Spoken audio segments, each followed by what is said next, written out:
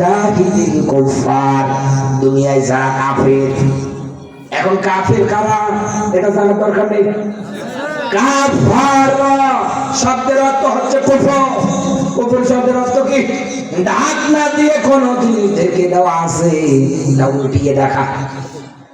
আরো ব্যাখ্যা আছে ওয়াল্লাযীনা কাফারু ওয়া কাযযাবু বিআয়াতিনা, ওয়াল্লাযীনা অতঃপর যারা কাযযাবু অস্বীকার করে বিআয়াতিনা, এখানে আয়াত বলতে চিহ্ন নিদর্শনকে আল্লাহ বুঝিয়েছে। এই দুনিয়ার ময়দানে আল্লাহ চিহ্ন নিদর্শন পাওয়ার পরেও যারা মানে না, যারা অস্বীকার করে, আল্লাহর কোরআন জানিয়েছে তাই কাফের। একথা কার? আরো জোরে বলেন। এতটুকুনে তো আপনি বুঝবেন না, আপনাকে আরো ইজিলি ভাবে বলে রাখবে। কোরআনে কারিমে আল্লাহ জানিয়েছেন ক্বালাল্লাযীনা কাফারু লা তাসমাউ লিহাযাল কুরআন ওয়ালগাউ ফীহি লাআল্লাকুম তাগলিবুন। সূরা হামিদ 26 নম্বর আয়াত এটা। আমি আপনাকে টাটকা কাফের চিনিয়ে যাচ্ছি, এদিকে তাকান। আল্লাহর ব্যাখ্যা ওয়াকালাল্লাযীনা কাফারু, এই জায়গার মধ্যে কাফার এই শব্দ আছে। এই নবী দুনিয়ায় কাফের যারা, এটার স্বভাব আপনি দেখবেন না তাসমাউ লিহাযাল কুরআন। আপনি যেখানে কোরআন বলতে যান না কেন, তারা তাদের মুখ দিয়ে বলবে সব চলু আব্দুল্লাহ বেটা মুহাম্মদ যেন কোরআন বলতে না পারে। কেন? শেষের শব্দ মেলা লাআল্লাকুম তাগলিবুন। কারণ ওই সময়ে কাফের বেঈমানেরা ভাবতো মুহাম্মদ যা বলে এটা মিথ্যা না, এটা তো 100% সত্য। আমি যদি মানতে চাই, আমি যে চেয়ারে বসে আছি, আমি যে রাজত্ব করি, আমি যে দুর্নীতি করি, আমি যে চিটারি বাটপারি করি, এই দুনিয়ার ময়দানে একটা মানুষ বলবে না। একথা বলবে না কেন? এই জন্যই তাদের মজবুত বানিয়েছিল, জমিনে যদি তোমরা বিজয়ী হতে চাও, এই জমিনে তোমরা যদি গালেব হতে চাও, এই জমিনে তোমরা যদি টিকে থাকতে চাও, তাহলে তোমাদের প্রথম নাম্বার দায়িত্ব আব্দুল্লাহর বেটা মুহাম্মদ যেখানে কোরআন বলবে ওই জায়গায় বাধা দাও। ইবনে কাসিরের ব্যাখ্যা, ওই জায়গার মধ্যে পারলে তোমরা ঢোল তবলা বাজাবা, মানুষ যেন মুহাম্মদ আর কোরআন কণ্ঠে যেন কোরআন বুঝতে না পারে। একথা বলে না কেন? এখন আপনাকে আমি বলছি, এদিকে তাকান।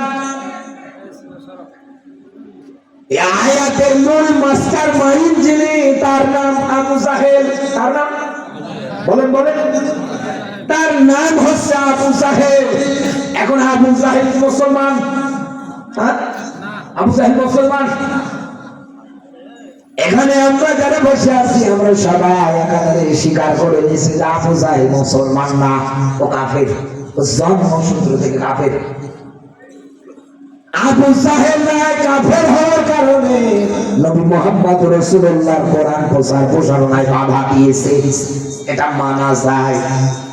না বোঝার কারণে, ক্ষমতা দেখানোর কারণে কোরআন প্রচারণায় বাধা দিয়েছে, ও মুসলমান না। নবীজিকে মারার টার্গেট পর্যন্ত করেছে। নবীজি সেজদায় গেলে মরা উঠে নারী বুড়ি চাপিয়ে দিত, এটা কাফেরেরা করত। কিন্তু আমার প্রশ্ন, পীরগঞ্জবাসী, আপনি হয়তো দেখেছেন এই পীরগঞ্জে অনেক জেলায়, অনেক থানায়, আপনাদের অনেক গ্রামে, অনেক পাড়া, অনেক মহল্লায় কোরআনের প্যান্ডেল এইরকম সাজানো, দ্বিতীয় বক্তা আলোচনা করে, কোনো অসুবিধা নেই। কিন্তু এই জেলাগুলোর মধ্যে, এই থানাগুলোর মধ্যে, গ্রামগুলোর মধ্যে আপনি তাকিয়ে হয়তো দেখেছেন আমির হামজার মতো মানুষকে ওয়াজ করতে দিত না। এই কথা বলে আল্লামা তারিক মনোয়ারের মতো মানুষকে ওয়াজ করতে দিত না। থানার মধ্যে পারমিশন নামক বিষয় ছিল, যাও ওদের হাত পা ধরো, কান্নাকাটি করো, এই কথা বলে। এমনকি ঘুষ পর্যন্ত দেওয়া লাগতো একটা মাহফিলের জন্য।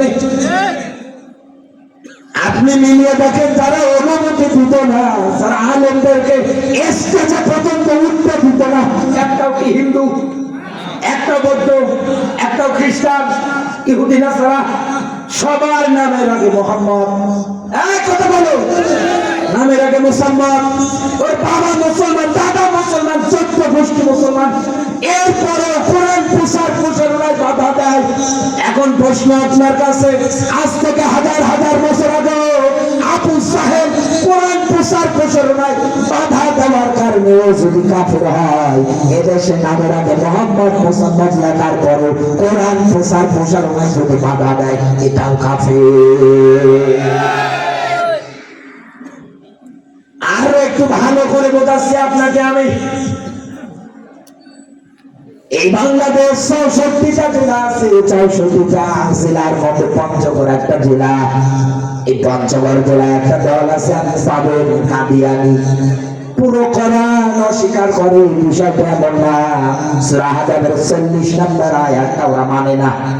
মা কানা মুহাম্মাদুন আবা আহাদিন মিন রিজালিকুম, এতটুকু মানে খাতামান নবিয়্যিন, এতটুকুনে ওদের সমস্যা তো চুলকানি। কেন ওদের কাছে এতটুকুন শব্দটাই এইরকম মনে হয়? এই জায়গাটা আল্লাহ শব্দ দিয়েছে খাতামান নবিয়্যিন, খাতামিম, খতম। খতম শব্দটা তো শেষ, সমাপ্তি। বিশ্ব নবীর পরে আর কোন নবী আসবে না। নবুয়তের দরজা বন্ধ করেছে কে? সবাইকে বলা লাগবে। একটা আয়াতকে আপনি 3 ভাগ করে 2 ভাগ মানে শুধু এতটুকুন মানে না। না বিরোধের স্লোগান গোলাম আহমদ কাদিয়ানী শেষ নবী।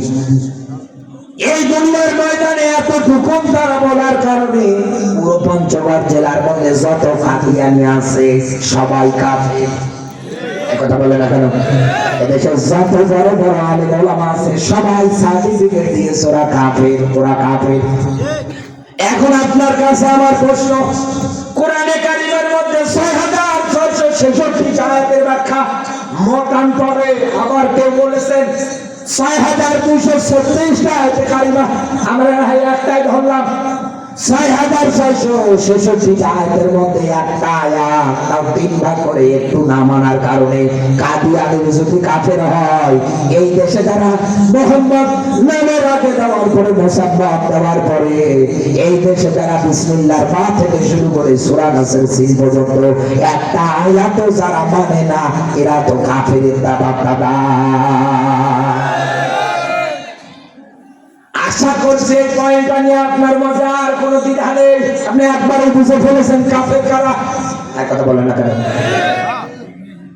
আল্লাহর কোরআনের আরো একটা চমৎকার ব্যাখ্যা। আল্লাহ পাক বলেন ওয়ামান লাম ইয়াহকুম বিমা আনজালাল্লাহু ফাউলাইকা হুমুল কাফিরুন।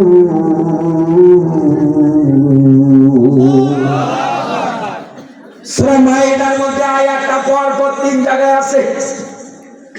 আল্লাহ পাক বলেন আমার নাযিলকৃত কিতাব পাওয়ার পরেও যারা এটা দিয়ে দেশ চালায় না, বিচার ব্যবস্থা চালায় না, সমাজ জীবন চালায় না, একটাতেও দুনিয়ায় যারা কোরআনের নিয়ম নীতি কার্যক্রম এগুলো দুনিয়ায় যারা প্রতিষ্ঠিত করে না, আল্লাহ পাক বলেন ওটা কাফের, ওটা জালেম, ওটা ফাসিক।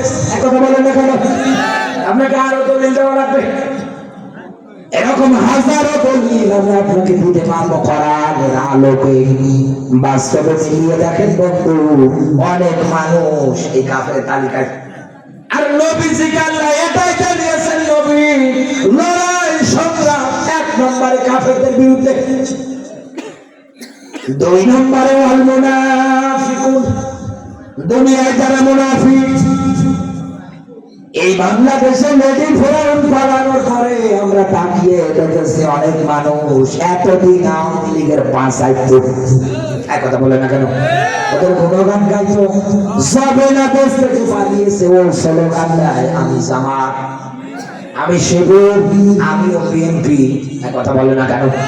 মিছিল মিটিং গুলোর মধ্যে গিয়ে দেখবেন আপনি এতদিন নির্যাতিত হতেন, মায়ের খেলে আপনি একটা চেয়ার পর্যন্ত পাচ্ছেন না।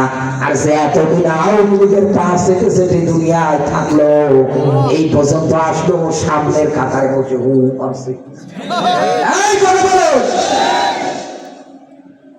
আল্লাহর কোরআনের ব্যাখ্যা নবীজিকে আল্লাহ জানাচ্ছেন আমিনান নাসি মাইয়াকুলু আমান্না। নবী মানুষের ভিতরে এমন একদল মানুষ আছে আপনার কাছে বলবে আমান্না, আমরা ঈমান এনেছি। নবী জান্নাত জাহান্নাম আখিরাত পরকালটা আছে সবগুলোর প্রতি আমরা ঈমান এনেছি। আল্লাহর ব্যাখ্যা ওয়া হুম বিমুমিনিন, নবী এটা শুধু তাদের সামরার মুখের কথা, এটা তাদের অন্তরের কথা না। নবীরা একটাও মুমিন না, এ কথা কার? আল্লাহর ব্যাখ্যা যদি এই হয় জবানে এক অন্তরে আরেকটা। এই আদর্শ লালন পালন করার কারণে ওরা যদি মুমিন না হয়, ওরা যদি মুনাফিক হয়, পীরগঞ্জবাসী এই দেশে এখন যারা লেডি ফেরাউন পালন করে বলে আমরা জামাত, আমরা শিবির, আমরা বিএনপি, এর একটাও কিন্তু এই তিন দলের এক দলের মতো না। আর এই দুনিয়ার ময়দানে এরকম মুনাফিক যদি মারা যায়, বিশেষ করে আমরা হুজুরেরা যদি এক হতে পারতাম, এদেশে মুনাফিকেরা মারা যাওয়ার পরে পড়ে থাকতো, জানাজা দেওয়ার লোক থাকতো না। এই কথা বলো। বিশ্ব নবীকে আল্লাহ আয়াত দিয়ে প্রথম তো জানিয়েছে আব্দুল্লাহ ইবনে উমাইয়ের ব্যাপারে। রাসূল দোয়া করতে গিয়েছিলেন, নিজের গায়ে জুব্বা দিতে গিয়েছিলেন, জানাজার নামাজ পড়ার জন্য প্রস্তুতি নিয়েছিলেন। আল্লাহ সূরা তাওবা ৮০-৮৪ দুইটা আয়াত নাযিল করেছিলেন। কেন? এই আব্দুল্লাহ ইবনে উবাই তো নবীজির পিছনে নামাজ পড়তো, রোজা রাখতো, একথা বলেন না কেন? আপনি তো নামাজ পড়েন এই মসজিদের ইমামের পিছনে, আর এ তো নামাজ পড়েছেন রাসূলুল্লাহর পিছনে। হিসাব করে আপনি মিলিয়ে দেখেন, জীবনীগুলো পড়ে দেখেন, কোরআন হাদিসের আয়াতগুলো একটু ঘেঁটে দেখেন। দুনিয়ায় কোন মানুষ যদি মুনাফিক হয়, ওর জন্য আল্লাহ নিষেধাজ্ঞা দিয়েছে, কিয়ামতের আগ পর্যন্ত দোয়া করা নিষেধ, জানাজা পড়া নিষেধ, কবরের পাশে যাওয়া নিষেধ। কথা বলে না কেন? কেন কেন এরকম রেড সিগন্যাল? কারণ আব্দুল্লাহ ইবনে উবাই বিশ্ব নবীকে রাজনৈতিক দৃষ্টিকোণ থেকে নেতা মানত না, শুধু রাসূলুল্লাহকে রাজনৈতিক আদর্শবান নেতা না মানার কারণে মারা গিয়েছে মুনাফিকের হালতে। উহুদের ময়দানে যুদ্ধ হচ্ছে, রাসূল ১০০০ সাহাবী রেডি করেছে, আর এই পিছন দিকে গিয়ে ৩০০ ভেঙে নিয়ে আসতেছে। সেই যুদ্ধের মধ্যে মুসলমানেরা সবচাইতে বেশি ক্ষতিগ্রস্ত হয়েছে, সেই যুদ্ধের নাম হচ্ছে উহুদের যুদ্ধ। নবীজি তার দান মোবারক পর্যন্ত শহীদ করে ফেলেছে। পীরগঞ্জের মুসলমানেরা শুধু আব্দুল্লাহ ইবনে উবাইয়ের রাজনৈতিক নেতা নবীজিকে না মানার কারণে ও যদি মুনাফিক হয়, রাসূলকে যদি বলেন দোয়া করবেন না, কবরের পাশে দাঁড়াবেন না, জানাজার নামাজ পড়াবেন না, আপনি কি রাসূলের চাইতে বড় হুজুর? চোখের সামনে কত মুনাফিক কাতরাতে কাতরাতে মারা যায়, আর হুজুর গিয়ে দোয়া করে আল্লাহ জান্নাতে দাও, জান্নাতি বাবা। এই বাংলাদেশে হুজুরেরা যদি এক প্ল্যাটফর্মে আসতে পারতো, কে কওমি, কে আলিয়া, কে সরমরাই, কে পানপাটি, কে নারকেল পাটি, কে লম্বা টুপি, কে গোল টুপি, সব ভেদাভেদ বাদ দিয়ে যদি এক কাতারে দাঁড়াতো, যে দেশে মুনাফিক মরেছে কোন হুজুর জানাজা পড়াবে না। এই কথা বলে ও পড়ে থাক, কুকুর শেয়াল এসে লাশ খা। একটা জালেমের বিচার করে দেখে এই কাতারে জানাজা না পড়িয়ে মিডিয়া দিয়ে ভিডিও করে ছেড়ে দেন, সোশ্যাল মিডিয়ায় ভাইরাল হোক, লোকজন দেখুক বাংলাদেশ নামে একটা রাষ্ট্রে মুনাফিক হয়ে মরার কারণে ওর জানাজা কোনো হুজুর পড়াতে রাজি হচ্ছে না। নতুন করে যে মুনাফিকেরা গজাচ্ছে, প্রায় আমলাই কাফি যাবে। কারণ ভালো করে জানে আমার পরিবারে আমার ছেলে আমার জানাজা পড়ানো তো দূরে থাক, ও দোয়া কালামেই জানে না, জানাজা দেবে। কিন্তু আমরা হয়ে গেছি অনেকে বিক্রি, ১০০০ টাকার নোট হাতে ধরিয়ে পীরগঞ্জে সিনেমা হল উদ্বোধন করার জন্য ডাকবে, হুজুর মাথায় ঘোমটা দিয়ে দোয়া করছে আল্লাহ কিয়ামত পর্যন্ত চালু আছে। আর সালাত তো ট্রাক দিয়ে আসতে হতো ওখানে না। এই জন্য ইসলাম কায়েমের জন্য আগে এক হওয়া লাগবে টুপিওয়ালাদের। যতদিন না এক হবে না ততদিন আপনি মায়ের নির্যাতন সহ্য করে যাবেন। আমার মূল মেসেজ একটা, জমিনে আমরা এক হই, ভাই ভাই পরিচয় দেই, দেখবেন কাফেরও টাইট হবে, মুনাফিকও টাইট হবে। এক কথা বলে না কেন? কিন্তু আমরা যে অবস্থায় আছি, আমরা অনেকে টাকার কাছে বিক্রি হয়ে আজেদের পিছনে পর্যন্ত স্লোগান দিচ্ছি। আপনি ঘন্টা বাদ দেন, ফিরে আসে, আপনি আয়াতগুলো নিয়ে একটু চিন্তা ভাবনা করেন। আল্লাহ আয়াতগুলো খেলা করার জন্য দেয়। পীরগঞ্জবাসী একটা আয়াতের ব্যাখ্যা দিয়ে আমি আপনাকে প্রায় অনেক সময় ধরে ব্যাখ্যা দিচ্ছিলাম এবং দুইটা পয়েন্ট আপনার জীবনে উঠিয়ে দিলাম। আজকের পর থেকে আপনার জীবনে দুইটা আমল, কাফের মুনাফিক, এদের সঙ্গে কোনো আপোষ নেই, এদের সঙ্গে বন্ধুত্ব নেই। একটা বলে না কোনোভাবে এদের সঙ্গে আপনার ওঠা বসা পর্যন্ত হবে না, কারণ এদের বিপক্ষে লড়াই সংগ্রাম করা আল্লাহ ফরজ করে দিয়েছে। আমরা পারবো তো? পারবো। নবীর প্রতি দরুদ, মানবতার মুক্তির মডেল, মানবতার মহান আদর্শ, মানবতার শিক্ষক নবী গুরু শিরোমণি নবী মুহাম্মদুর রাসূলুল্লাহ সাল্লাল্লাহু আলাইহি ওয়াসাল্লাম জবান সরে কোরআনের সোনালী আয়াত আমার সঙ্গে পড়ে না। আউযু বিল্লাহি মিনাশ শাইতানির রাজিম। বিসমিল্লাহির রহমানির রহিম।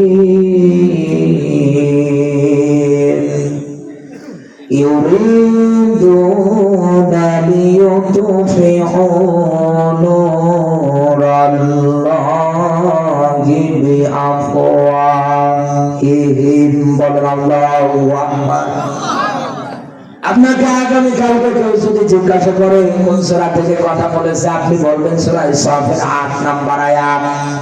আপনি আমাকে আর সর্বোচ্চ কয়েকটা মিনিট দেন, আমি আপনাকে মাঝে একটা সুন্দর ব্যাখ্যা বলে যাচ্ছি।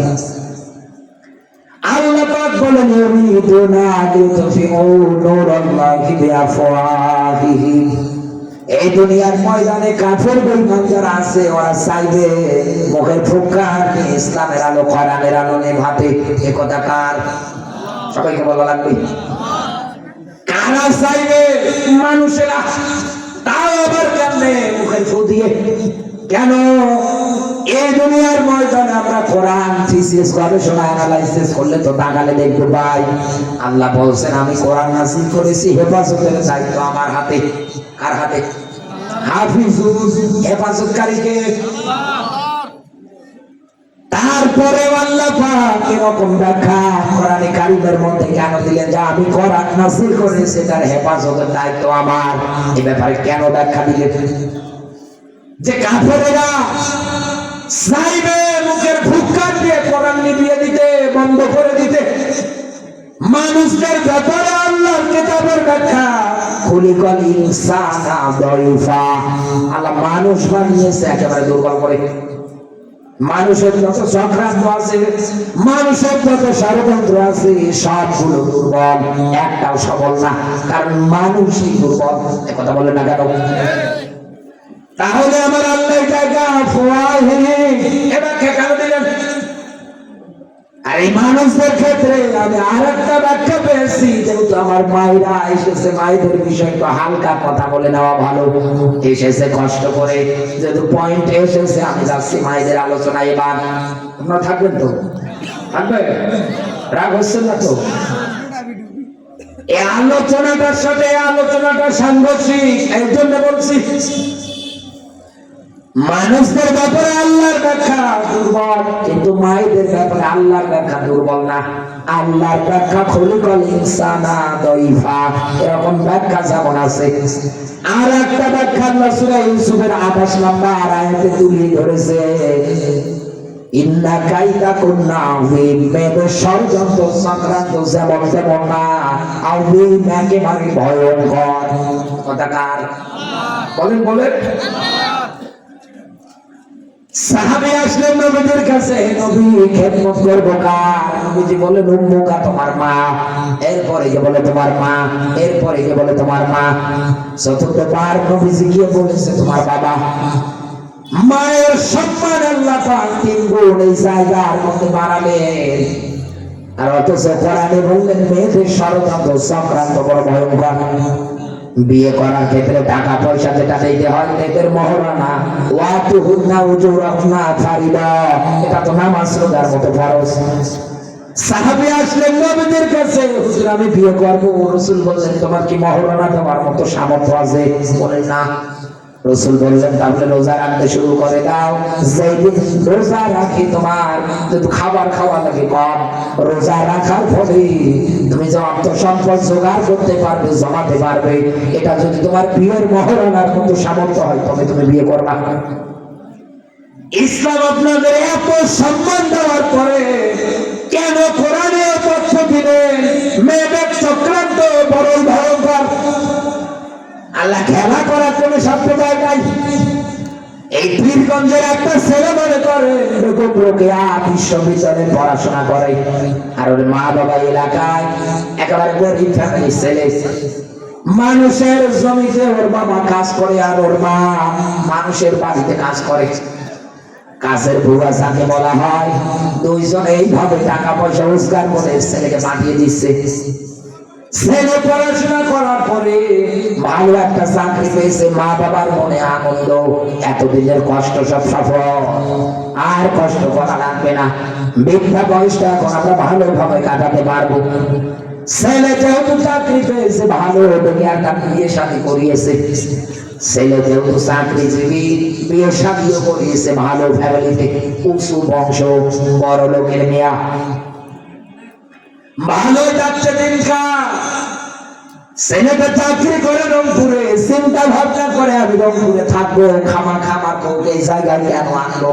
আমার তো মা বাবা আছে, তারা তো প্রায় বয়স্ক মুরব্বী হয়ে গিয়েছে, আমি টাকা পয়সা পাঠাবো আমার মা বাবাকে, আমার বই টাকা পয়সা পাওয়ার পরে বাজার করে রান্না করে করে খাওয়াবে। অধিকাংশ ফ্যামিলির ছেলেগুলোর এটাই চাওয়া, কথা বলেন না কেন? আমার বন্ধুরা, ছেলের মনে এই চাওয়া, কিন্তু মেয়ের মনে এই চাওয়া না। ওর মায়ের কাছে ফোন দিয়ে বলছে, মা কার কাছে বিয়ে দিলে, কার কাছে বা বিয়ে বসলাম?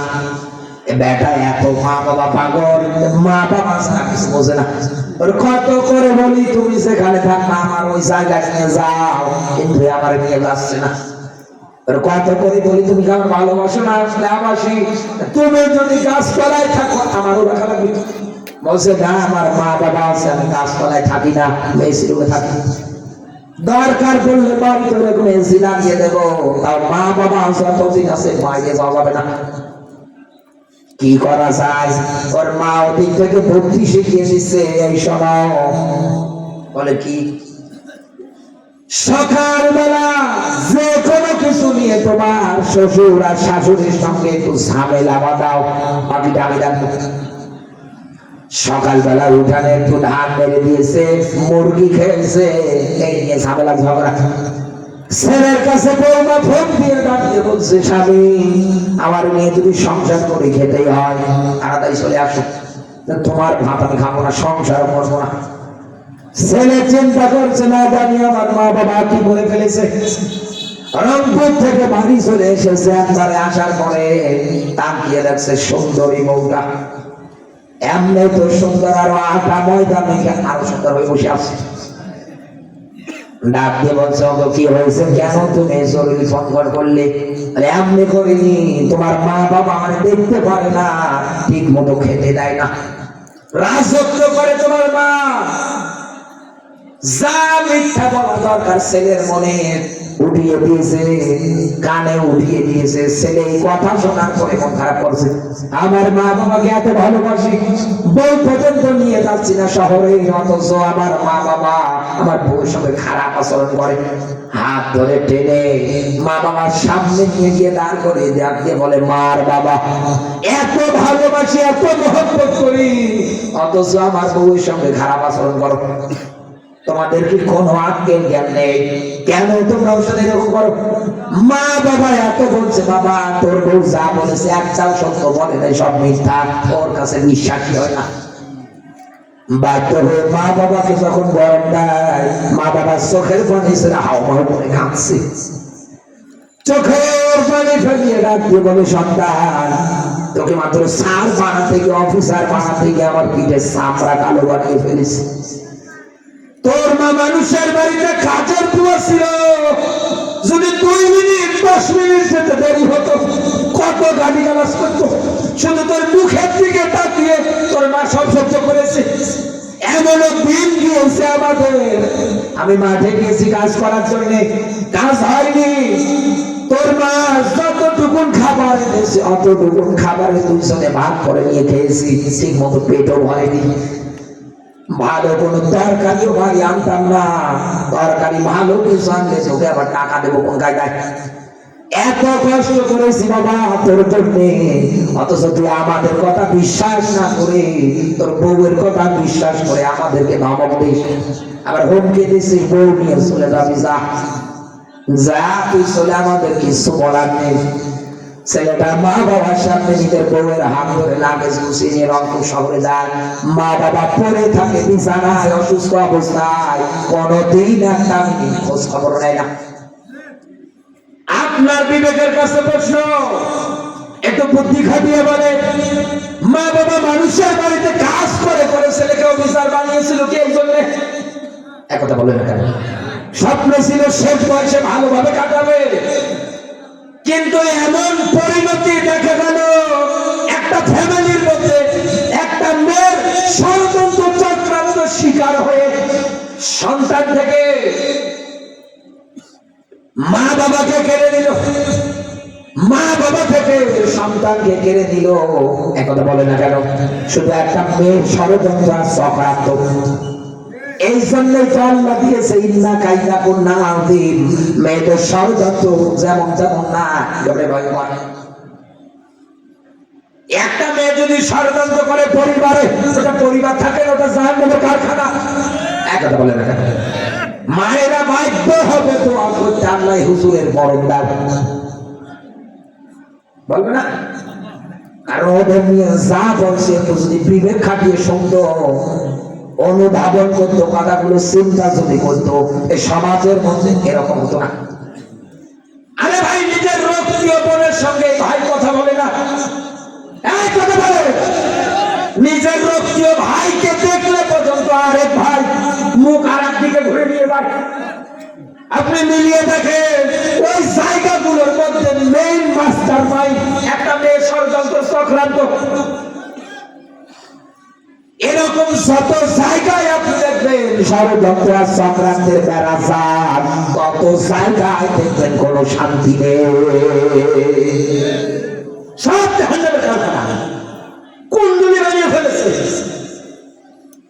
এমনি বলে না এদের ষড়যন্ত্রের চক্রান্ত। আর এই কথাটা বলেছিলেন আজিব মিশা, জুলাইখা যখন নবী ইউসুফ একটা ঘরে নিয়ে গিয়েছিলেন, নিজের গায়ে কাপড় খুলছে।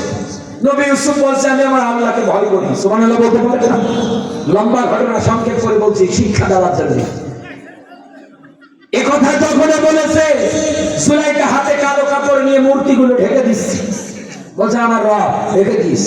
নবী ইউসুফ বলছে না, এ রব না, আমি এ রবের কথা বলি না, আমি বলেছি তামাম দুনিয়ার একজন সৃষ্টিকর্তা, তিনি কে?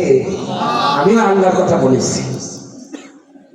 জুলাইখা শয়তানের প্রচারণায় পড়ে নিজের গায়ের কাপড় খুলতেছে, নবী ইউসুফকে আহ্বান করতেছে, ডাকতেছে।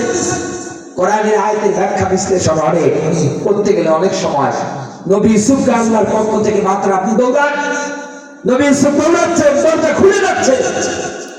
জুলাইখাও পিছনে তাকিয়ে দেখছে নবী ইউসুফ তো নেই, দরজা খুলে যাচ্ছে আপনা আপনি। নবী ইউসুফকে আটকানোর জন্য পিছনে তাড়া করছে। তারা করতে গিয়ে যখন আটকাতে পারেনি, পিছনে ধাপা মেরে চেষ্টা করেছিল দাঁড় করানো, থামানো, কিন্তু না, দরজা খুলে যাচ্ছে। নবী ইউসুফের জামা ছিঁড়ে গিয়েছে, তাও চলে যাচ্ছে। সর্বশেষ দরজা খোলার পরে তাকিয়ে দেখছে সামনে আছে জমিশা।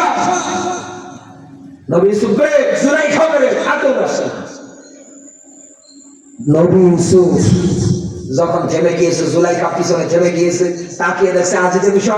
জুলাইখা হামল করে কাঁদছে, ডাক দিয়ে বলছে কার বাড়ি গেছিলে যে আমার সঙ্গে আজকে খারাপ কাজ করতে চেয়েছিল? নবী ইউসুফ একটা নিষ্পাপ মানুষ, তার নামে তহমত দিচ্ছে, জেনাবা বিচারের অপরাধ করছে। নবী ইউসুফ কিচ্ছু বলছে না, মাথা নিচু করে আসে। কারণ ওই জায়গায় হাজরিতে মিশরের সামনে যদি কথা বলতে হয় অবশ্যই সাক্ষ্য প্রমাণের ভিত্তিতে কথা বলা হবে। এক কথা বলে না কেন? আন্দাজে কথা বললে হবে? হাজরিতে মিশর যদি তার স্ত্রীর কণ্ঠে কথা শোনার পরে রায় দিত যে নবী ইউসুফের মৃত্যুদণ্ড কার্যকর, এই রায় কি কেউ পাল্টাতে পারত?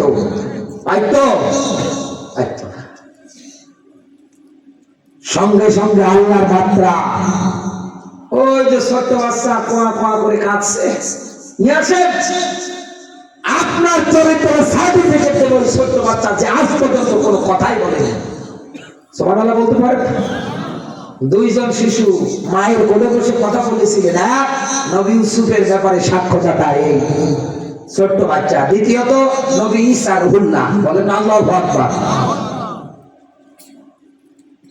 ছোট্ট বাচ্চাকে নিয়ে আসলেন, ছোট্ট বাচ্চা ওর জবান দিয়ে ডাক দিয়ে বলছে, জামাটা যদি পিছন থেকে ছেঁড়া হয় তাহলে জুলাইখা দোষী, আর জামা যদি সামনে ছেঁড়া হয় নবী ইউসুফ দোষী। তাকিয়ে দেখছে সবনা যা বলেছে একবারে খাবের খাপ, জামা তো পিছন দিকে ছেঁড়া।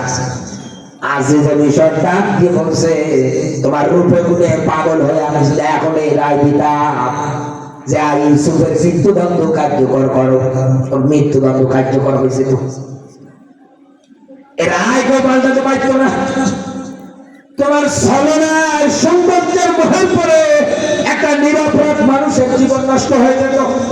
একথা বলে না? এরপরও সত্য তিনি বলেছেন, ইন্না কাইদা কুন্না, তিনের যে ব্যাখ্যা এসেছে, মেয়েদের ষড়যন্ত্র যেমন তেমন না, একেবারে ভয়ঙ্কর।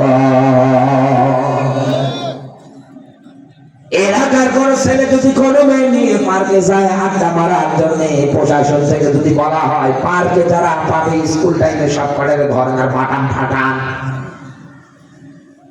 পার্কে পেয়েছে জোড়া জোড়া কবুতর, জিজ্ঞাসা করছে কেন এসেছে এই জায়গায়। একটা মেয়ে যদি প্রশাসনের কাছে কাকুতি মিনতি শুনে বলে যে স্যার আমি আসতে সালাম না, এ বেটা আমার জোর করে এনেছে এই জায়গায়, প্রশাসন বলবে তো অপহরণের মামলা।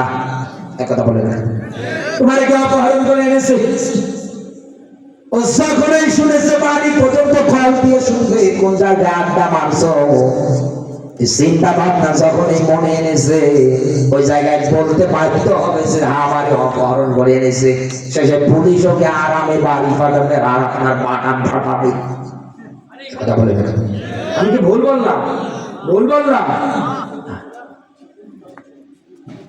আমার বন্ধুরা, এই জন্য আমি আপনাকে আয়াতটা থেকে এটাই শিক্ষা দিতে চাই, মেয়েদের ষড়যন্ত্র যেমন তেমন একেবারে ভয়ঙ্কর। এই মেয়েরা যদি চায় আল্লাহকে নাম বিদায় করতে, কোন দিনকে আল্লাহকে নাম বিদায় করতে পারবে? আর জনে বলে তাও বিদায় সিস্টেমটা দেখেন একেবারে মুখের ফু দিয়ে। এই পৃথিবীর ময়দানে কেন আমার আল্লাহ পাক এই জায়গার মধ্যে আফওয়াহিম মুখের ফুৎকারের ব্যবহার করলেন? কারণ এই দুনিয়ার ময়দানে আল্লাহ এটাই বুঝিয়েছে, আলাম নাজআলহু আইনাইন ওয়া লিসানান ওয়া শাফাতাইন। আল্লাহ পাক বলেন, বান্দা আমি কি তোর জন্য বাড়াইনি ঠোঁট আর জিহ্বা? এই যে এনাকে যদি এই জায়গার মধ্যে আমি বলি যে আপনি একটু ফু দিয়ে সামনে মোমবাতির আগুন ধরিয়ে দিয়ে বলছে একটু নিভান, উনি যদি ফু দেয় সঙ্গে সঙ্গে মোমবাতির আগুন নিভে যাবে। কথা বলে না কেন? এরকম যত স্টপ আছে সবগুলোতে যদি বলি যে আপনি ফোটা, সেগুলো নেভাতে পারে মানুষ, সঙ্গে সঙ্গে নিভে যাবে। কিন্তু আল্লাহর কিতাব তো বিদায় করা সম্ভব না। কথা বলে না? যদি কথা বলতে চায় এই ঠোঁট আর জিহ্বা লাগবে। আমি যদি ওনার মুখের মধ্যে কষ্টে ফেলে দেই, এবার যদি বলি যে আমার নামটা বলেন, আপনি কথা বলেন, তো বলতে পারবেন? আপনি পারবেন? কারো পক্ষে সম্ভব না। এই দুনিয়ার ময়দানে মানুষ যদি কথা বলতে চায় অবশ্যই অবশ্যই ছোটার জিহ্বার ব্যবহার ওকে করাই লাগবে। আর আল্লাহ ওই তথ্যটা এই জায়গায় উঠিয়ে দিয়েছে। এই দুনিয়ার ময়দানে আল্লাহর কিতাব বিদায় করার জন্য এক নম্বর ষড়যন্ত্র চালাবে কাফের বেঈমানেরা, মুশরিক মুনাফিকেরা। ওদের ঠোঁট দিয়ে ওরা হাজার হাজার মিথ্যা কথা রটাবে, ইসলাম নিয়ে ওরা হাজার হাজার মিথ্যা কথা একাধারে বলবে। নবীদের চরিত্র খারাপ, নবীর বয়স এত, আর বিয়ে করতেছে আয়সাকে, একেবারে বয়স কম। কথা বলে না কেন? এই দেশে নাস্তিক বেশি না, হাতে গোনা কয়েকটা।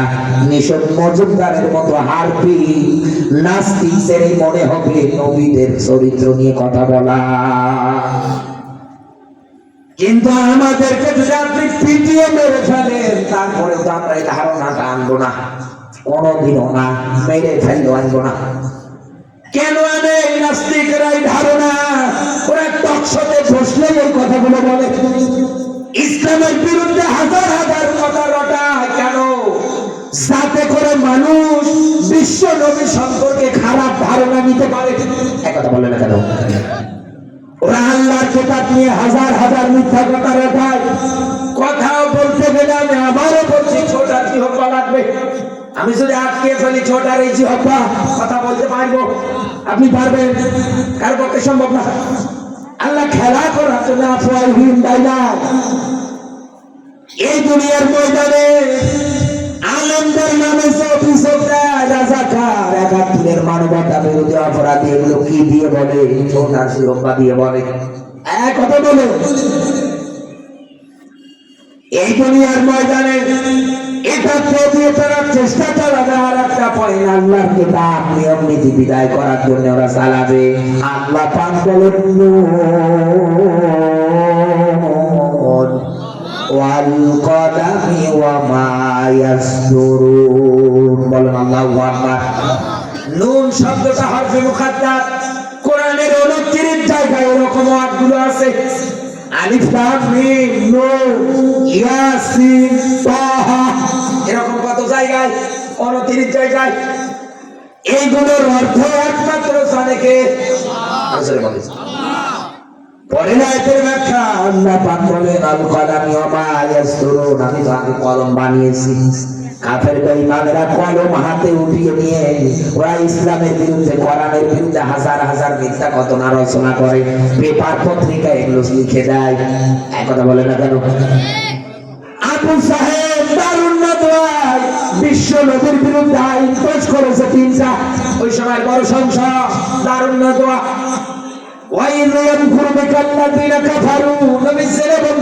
হত্যা করবো, দেশ থেকে তাড়াবো, আইনগুলো পাশ করেছিল কলম দিয়ে। কথা বলে, আজও বাংলাদেশের সংসদগুলোতে আইন পাশ করা হয় এই কলম দিয়ে। আজহারি ভাইকে দেশ ছাড়া করেছিলেন এক কলমের সাইন দিয়ে।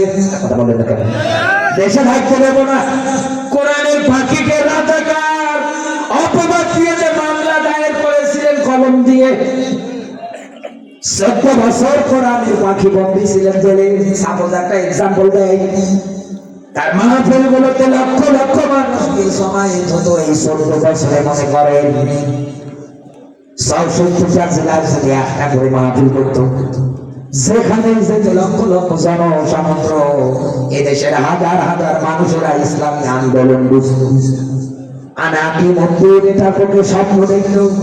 এদেশের কাফের বেঈমান যারা আছে ওরা ভালোভাবে চিন্তা করে ফেলেছে, কোরআনের পাখি সহকারে, মিজান আজহারি হুজুর সহকারে, যাদের মাহফিলে লক্ষ লক্ষ মানুষ এদের যদি আটকাতে না পারি, আর কোরআনের প্রচার প্রচারণা যদি একাধারে এরকম মারতে থাকে, আগামীতে আমাদেরকে ক্ষমতা থেকে জুতা পিটা করে নামাবে।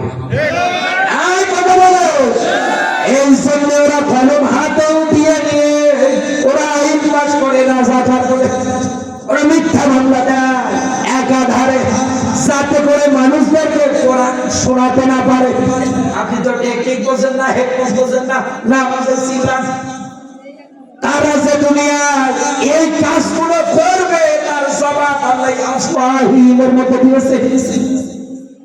এই যে মোবাইল, এই মোবাইলটা যেমন যেমন না, এই জায়গার মধ্যে বসে থেকে আমি খবর নিতে পারবো আমেরিকায় কি হয়। কথা বলে না, বিশ্বের যতগুলো রাষ্ট্র আছে আমি খবর দিতে পারবো কি হচ্ছে। এই মোবাইল গুলো কেউ ভালো কাজে ব্যয় করে, আবার কেউ খারাপ কাজে ব্যয় করে। এই মোবাইল গুলোতে কেউ দেখবেন শুধু গান বাজনা শুনছে। আর সূরা লোকমানের 6 নম্বর আয়াত, দুনিয়ার ময়দানে গান বাজনা, টাকা পয়সা দিয়ে যারা ক্রয় করে এগুলো তো তাদেরকে আল্লাহর পথ থেকে দূরে সরিয়ে নিয়ে যায়। আল্লাহর ব্যাখ্যা ফাকাদ দাল্লা দালালান বাঈদা। আল্লাহ বলেন আমি যদি কাউকে পথ হারা করে দেই, পথ ভ্রষ্ট করে দেই, কে আসলে তোদের পথ দেবে বল? এবং এই কথা বলছে কে? আল্লাহ। একজন হাজী মানুষ মনে করেন বিপদ হাজী হজ করে আসার পরে মনের ভিতরে আনন্দ লাগছে, আমি কাবা ঘর দেখবো, নবীর রওজা দেখবো, এত ভালো লাগে আমার। দেখার জন্য মোবাইলে ডাটা কানেকশন দিয়ে যখনই গিয়েছি ইউটিউবে সার্চ দেওয়ার আগে তাকিয়ে দেখবেন মোবাইলের স্ক্রিনে পরিমণি হাজির হয়। এক কথা বলে চিন্তা ভাবনা করেছে, মনের ভুলে মনে প্রথমে এসেছে, দ্বিতীয়বার আবার গিয়েছে, আবার তাকিয়ে দেখছে ওরকম আরেকজন মাহিয়া মাহি। চিন্তা ভাবনা করছে সর্বনাশ, আমি যখন পরহেজগার মানুষ আল্লাহ আমি দেখবো কাবা ঘর, মোবাইলে সব কি আসে। তৃতীয়বার আবার গিয়েছে, এইবার তাকিয়ে দেখছে আরেকজন আস্তে করে পাওয়ার বাটনে অফ দিয়ে মোবাইল বন্ধ করে বলছে মাতসাই বাবা তোর কাছে আর কাবা ঘর দেখতে আসবো না, কারণ এই জায়গার মধ্যে কাবা ঘর দেখতে আসলে আমার ইমান জিনিস থাকবে না। কথা বলে না কেন? একজন হাজী সাহেব না এই মোবাইলের এই খারাপ দৃশ্যগুলো থেকে ফিরে এসেছে, কিন্তু এই দেশে উঠতি বয়সের যুবক যুবতী যারা আছে ওরা যদি এই ভিডিও পায় ওরা তো আগে গবেষণা করবে। আমি দীর্ঘ বিশ্বাস নিয়ে বলছি ওরা এই ভিডিও নিয়ে গবেষণা করবে। এই জন্য দেখেন না নায়ক যে কায়দায় জ্ঞান করে যুবকেরা ওই কায়দায় করে, নায়ক যে কায়দায় মাথা চুলের কাটিং দেয় যুবক নিচ্ছে, আর মেয়েরা পরিমণি যে আকারে স্টাইল করে ওরা ওই একই স্টাইল করে। বোর কান্না তো আরো ভণ্ডামি বানিয়েছে, পিছনে ফিতো দিয়ে টাইট করে বাঁচছে, যাচ্ছে রাস্তা দিয়ে। এই অবস্থায় আপনি তাকিয়ে দেখেন পারফিউম এটা সেটা লাগিয়ে মাথা চুল ছেড়ে দিয়ে রাস্তা দিয়ে যাচ্ছে। আল্লাহর ব্যাখ্যা ছিল অকরনা ফি বুয়ুতিকুন্না, ও দুনিয়ার নারীরা জাহেলি যুগের নারীদের মতো রূপ সৌন্দর্য প্রদর্শন করে রাস্তায় চলবা না, হাঁটা দিবা না। এদেশের মায়েরা রাস্তা দিয়ে হেঁটে যায় মাথা চুলে একেবারে ছেড়ে দিয়ে, মাথায় কোনো কাপড় নেই। আর কথা বলো, আপনি যে এরকম মডেল মেনে করতেছে, এই মোবাইলগুলোর মধ্যে ফেসবুক বলে ইন্টারনেটের যত ওয়েবসাইট গুলো আছে, ভিপ্রাট, টিউবরাট, ক্রোমব্রাউজার, এরকম যত সাইট গুলো আছে সবগুলো তো পরিচালনা করে ইহুদি আর খ্রিস্টানেরা, একটাও তো মুসলমানেরা চালায় না। এই জন্যই তো আপনি মোবাইলে ডাটা ওয়ান করলেই দেখবেন খারাপ ভিডিও আগে হাজির হয়ে যায়। আর এগুলো উঠতি বয়সের যুবক যুবতী যারা ওরা দেখে আর ওদের শরীরের সঙ্গে মেলায়। আর আল্লাহর কোরআন বলে এগুলো দেখার কারণে ওরা আস্তে আস্তে নামাজ ভুলে যায়, রোজা ভুলে যায়, হজ ভুলে যায়, যাকাত ভুলে যায়। ইসলাম ধর্মের যে একজন মানুষ এটাও ভুলে যায়, ও তখন অনুসরণ করে ফেলে শয়তানকে। আর দুনিয়ায় যারা শয়তানকে বন্ধু বানিয়ে নেয়, আল্লাহর ব্যাখ্যা এদেরকে আমি আল্লাহ আস্তে আস্তে হেদায়েতের পথ থেকে গোমরাহর দিকে ঠেলে দেই। আমার এই তিনটা পয়েন্ট আপনি নিয়ে দেখেন তো আফওয়াহিমের ব্যাখ্যার সঙ্গে একবারে খাপের কাপ কাছের বা খেলে যায়। আল্লাহ পাকের পরে জবাব দিচ্ছে আল্লাহু মুতিম্মু নূরিহি ওয়ালাউ কারিহাল কাফিরুন।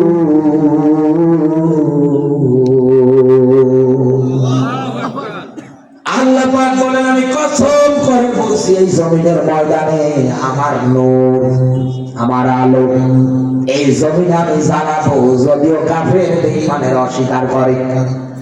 পীরগঞ্জের মুসলমানেরা এই দেশে যেমন লেডি ফিরাউন চলে যাবে এটা যেমন কারো অন্তরে বিশ্বাস হচ্ছিল না। একথা বলেন না কেন? আপনি কি বিশ্বাস করেছিলেন যে শয়তান পালাবে? কারণ ওরা মাইক পেলেই তো বলতো 71 সাল 41 সালে টার্গেট, রাতের বেলা ভোট চুরি করে 500 ধরিয়ে সকালবেলা মিডিয়ার সামনে এসে হাত নাড়াতো, বুঝে হয়ে গেলাম। আর কথা বলে না, আপনি ভোট দিলেও চেয়ারম্যান, না দিলেও চেয়ারম্যান, ভোট দিলেও এমপি, না দিলেও এমপি। এদেশের কোন মানুষ ভাবে না যে এত তাড়াতাড়ি আমাদের পালানো লাগবে, পালানোর জন্য রাস্তা পর্যন্ত খুঁজে পাবো না। অনেকের আবার বিসি পর্যন্ত আউট হবে, এটা কি ভেবেছিল? এত সহজে ওরা চিন্তা ভাবনা করেনি। 5ই আগস্টের আগে 7 তারিখ ওরা কি ভেবেছিল যে পালাবো? কিন্তু যখন দেখেছে এদেশের মানুষেরা যে কায়দায় খেতেছে, ফেল করে মেরে ফেলবে, আল্লাহ পাক অন্তরে এমন ভয় ঢুকিয়ে দিয়েছে যে পালা, তাহলে তোর বাটাম ফাটাবে। এই কথা বলো। আর দুনিয়ায় কাফেরেরা সবচাইতে বেশি ভয় করে মরণকে, ওরা সবচাইতে বেশি ভয় করে মরণ। কেন? ভালো করে জানি আমি যা বলছি মারা গেলে পিটিয়ে সাইজ করবে। এজন্য আস্তে করে দেশ থেকে পালালো। এই সুযোগ করে দিয়েছে কে? আল্লাহ। এখান থেকে বেশি দূরে না, আবু সাঈদ ভাইয়ের কবর আপনি পাবেন। আপনি এই লোকটার জন্য বেশি বেশি করে দোয়া করবেন, কারণ এদের জন্য আজকে আমরা এই জমিনের ময়দানে মনের কথাগুলো একেবারে উচ্চ আওয়াজে সাহস নিয়ে বলতে পারছি। এই কথা বলো। মুগ্ধর মতো মানুষদের কারণে আজকে আপনি স্বাধীনতা পেয়েছেন, নতুবা আপনার বাক স্বাধীনতা ছিল না। আমার আল্লাহ মনে হয় এদেরকে আবাবিল করে ঝাঁকে ঝাঁকে প্রাণ করেছিলেন। এভাবে বন্দুকের নলের সামনে গিয়ে পুকুজার করে দিয়ে বলছে, কর, কয়টা গুলি করবি কর।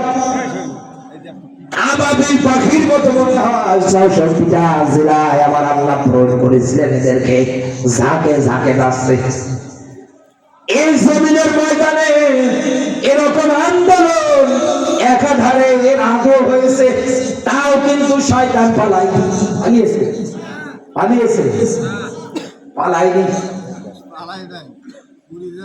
বাধ্য হয়ে দেখা গেল শেষ পর্যন্ত ছাত্র জনতা যখন আবাবিলের বেশ ধরে নেমেছে, পালানোর রাস্তা পাচ্ছে না। হ্যাঁ, কথা বলে না কেন? এই বিজয় এনে দিয়েছে কে? আর চলে বলছে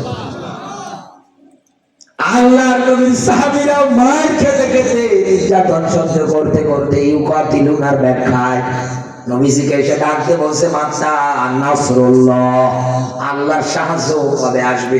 সূরা বাকারা 214 নম্বর আয়াত। আল্লাহর নবী ডাক দিয়ে বললেন, সাহাবীরা, আল্লাহর সাহায্য করিব, অতি নিকটবর্তী। সুবহানাল্লাহ বলতে পারেন না? আমরা অনেক মানুষ দোয়া করেছিলাম, আল্লাহ এত মানুষ মরে, শয়তান মরে না। এত জ্বালা জ্বালিয়েছি, এত যন্ত্রণায় ছিলাম। আমি তো ছোট মানুষ, কোরআনের কথা বলতে গিয়ে আমার নাম থানায় মামলা, বাড়ি থাকতে পারি না। অনেক জায়গায় কথা না গিয়েছে এটা জামাত ইসলামের বড় লিডার, অথচ জামাত ইসলামের কোন পদে আমি নেই। কারণ যে পড়া লাগে, যে পড়াশোনা করা লাগে, আপনাদের মতো এক চা এক মধুরের বোতলে চুমু দিয়েই বলে হয়ে গেলাম সভাপতি। কথা বলে জামাত ইসলামে কি তাই? অথচ লাগিয়ে দিত রহমত। এই পরিবেশটা তিনি দিয়েছে, তিনি কে? তার কথাটাই বলছি আমি আপনাকে।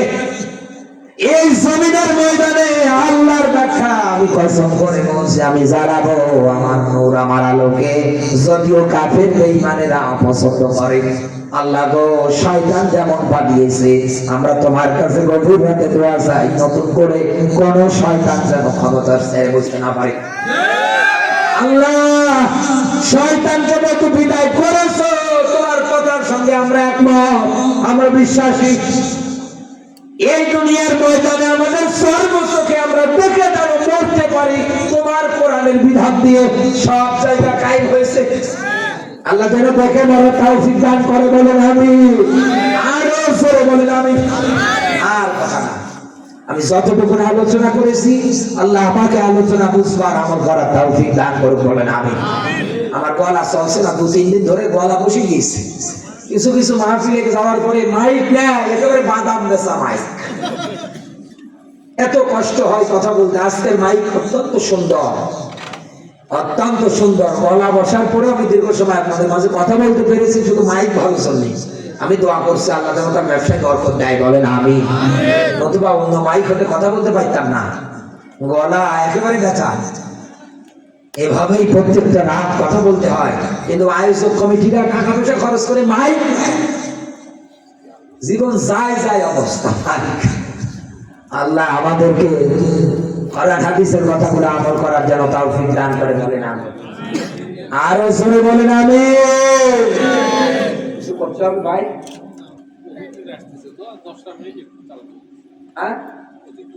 কে বিশেষ অতিথি? এখন কত দূর আছে?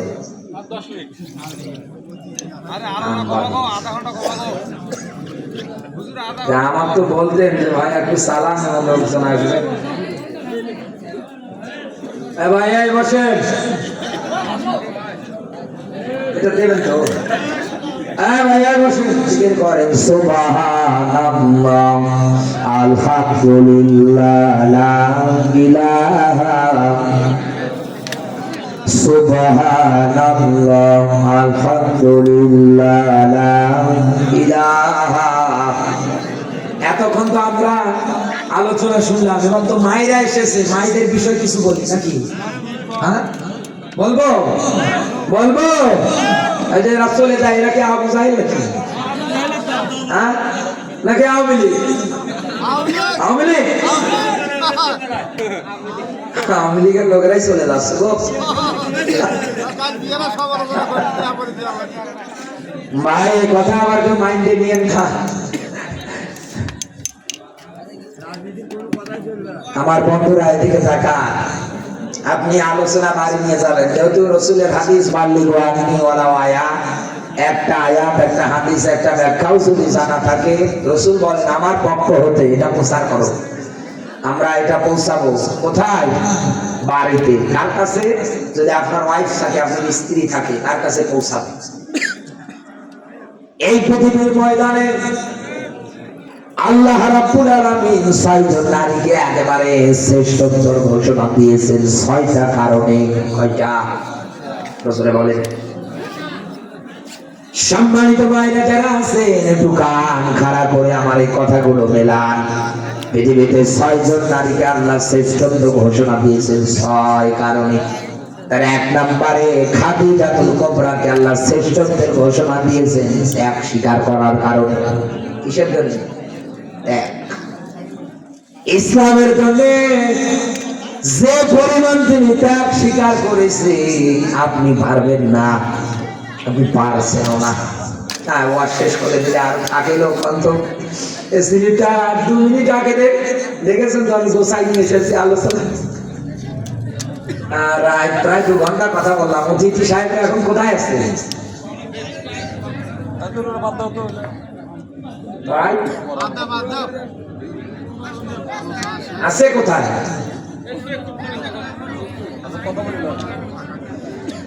এই দুনিয়ার ময়দানে খাদিজাতুল কুবরাকে আমার আল্লাহ পাক শ্রেষ্ঠত্বের ঘোষণা দিয়েছেন ত্যাগ স্বীকার করার কারণে।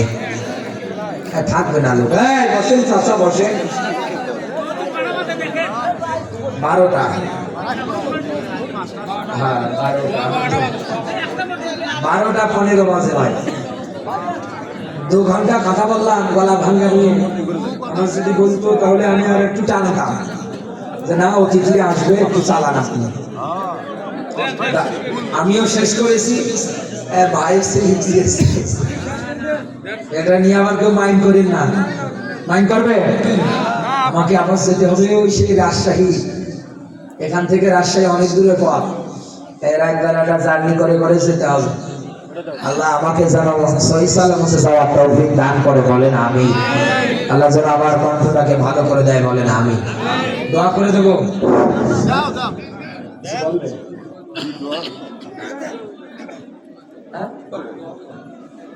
দোয়া করবো না? দোয়া নাই।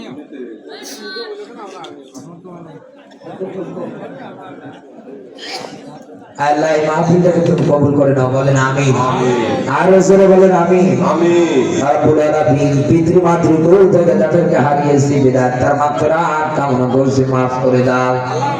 আল্লাহ এই মাহফিলের আয়োজন যারা করেছে আল্লাহ তাদেরকে তুমি কবুল করে নাও। আগামী বার আমার বিশাল আকারে যেন আয়োজন করতে পারে তৌফিক দিয়ে দাও। আল্লাহ যে বাড়িটাতে খানা পিনা করেছি বাড়িটার উপরে রহমত বরকত নাযিল করে দাও। আল্লাহ তাআলা এলাকার মানুষগুলোকে দ্বীনের জন্য ইসলামের জন্য কবুল করে নাও। আল্লাহ ইসলামের জন্য যে ত্যাগ স্বীকার করেছি আমরা, আমাদের এই কষ্ট এই শ্রম গুলো তুমি কবুল করে নাও। আল্লাহ বিশেষ করে যুব সমাজের উদ্যোগে আজকে এই মাহফিল, আল্লাহ যুবক গুলোকে ওমরের মতো করে কবুল করে নাও। আল্লাহ জীবনের অপরাধ গুলো মাফ করে দাও। আল্লাহ সারাটা জীবন যেন এরকম কোরআনের আয়োজনের শ্রম দিতে পারে তৌফিক দিয়ে দাও। আল্লাহ তাআলা লাইট মাইক সামিয়ানা দিয়ে তোমার যে গোলামরা সহযোগিতা করেছে আল্লাহ ব্যবসায় বরকত দাও। আল্লাহ হায়াত বাড়িয়ে দাও। আল্লাহ সর্বশেষ তোমার কাছে যাওয়া আমার যে মা বোন গুলো হাত দিয়েছে আল্লাহ মা বোন গুলোকে কবুল করে নাও। আল্লাহ যাদের সন্তান হয় না তুমি সন্তানের ব্যবস্থা করে দাও। এই মাহফিলের জন্য যারা টাকা পয়সা দিয়েছে শ্রম দিয়েছে আল্লাহ কবুল করে নাও। আল্লাহ সর্বশেষ ফরিয়াদ তোমার কাছে এই মাহফিলে আয়োজন করতে গিয়ে যদি ভুল ভ্রান্তি হয়ে থাকে মাফ করে দাও। আল্লাহ তোমার কাছে ফরিয়াদ সওয়াব যদি দাও লক্ষ কোটি গুণ বৃদ্ধি করে নবীজির রওজা মদিনায় পৌঁছিয়ে দাও। রব্বুল আলামিন জানি না কবে আজরাইল আসবে, যেই দিন মালাকুল মউত আজরাইল আসবে দান কবজ করার জন্য আল্লাহ আমাদের জবানে জারি করে দিও লা ইলাহা ইল্লাল্লাহু মুহাম্মাদুর রাসূলুল্লাহ সাল্লাল্লাহু